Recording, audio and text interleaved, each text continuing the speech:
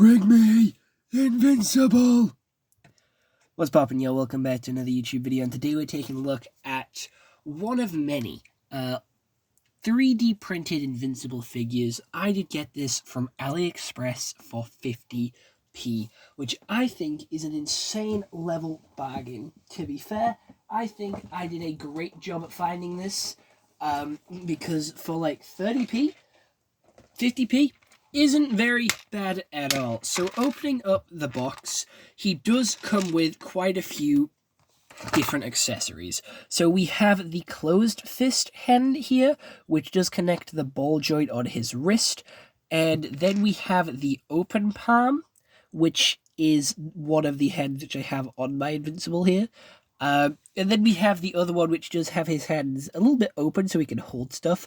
And all the hands do come connected together with this very thin little plastic, which you can cut off with either a knife or a pair of scissors. And then he does also come with a pin and ball joint to give him a blue cape if you want to, but I'm not really a huge fan of the cape, and he doesn't have a cape in the series, so I did just kind of remove the cape and leave it in the box which he came in, which is a very high quality box, might I add. It's got 2 clips at the front and has the hinges at the back, and it's very good. This is like a great little box for keeping screws in, or other stuff like that, but this figure is really cool. It has so many points of articulation with a ball joint at the foot there, with a little hinge at the toes, 2 connections at the knee, one at the lower leg, one at the thigh, a rotation joint at the thigh there. We have another ball joint at the hips here.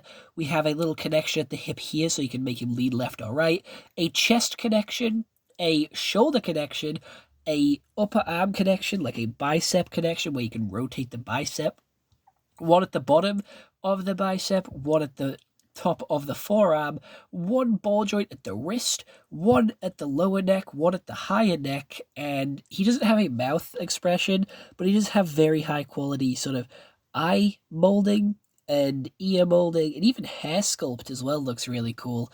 And you can swap out the hands fairly easily by just rotating the hands and pulling. And it's very high quality. Like, it's great for posing, as you can see here. I have him in a pretty decent battle stance, and he stands fairly well, and none of the joints feel weak, but they are also quite easily to maneuver, which is really, really good for a 3D printed figure like this. And the black and the blue is really well done, as well as the skin tones. It just looks really cool. And these are all done by one seller on like AliExpress. And again, they're selling these things for 50p, which I think is fucking incredible. Not gonna lie, 50p for this is a fucking bargain. This is an insanely high quality figure. And the only other figures that I can find for Invincible either come from Funko, which aren't really action figures and you can't pose them, and Funko isn't the best in design-wise. They're very stylized, but they are high quality. And then we have the figures from U2s, which are a little bit more expensive rather than the £15 that Funko provide. They are like £25 to £30 because some of them are like scenes from the show, which aren't really, again, action figures. And then we have the actual action figures made by Diamond Select, which are very, very hard to get a hold of and can cost you up to £200 to £300. But if you're going to spend that money, you might as well buy the higher quality, like Hot Toys collectible style figures. But again, these are a really good, very, very cheap alternative, which are, again, very high quality and look genuinely really fucking cool.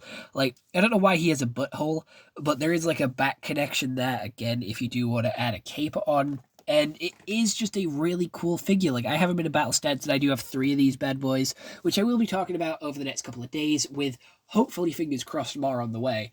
And I have them all in their like battle stances, and they're all stood together, and it looks really cool with my Diamond Select Eve and my Diamond Select Rexplode in the background, and it genuinely just looks really fucking cool. And I wasn't a huge fan of his black and blue suit in the show. I'm going to be honest. It is his more serious suit, the one that kind of gives off like Spider-Man symbiote suit vibes.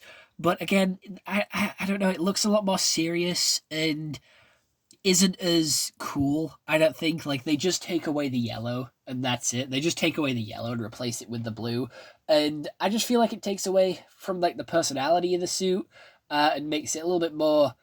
I don't know. I just don't like it. I'm not a huge fan. I'm not a huge fan of this suit. I definitely prefer the yellow one, which is the original. I don't know why.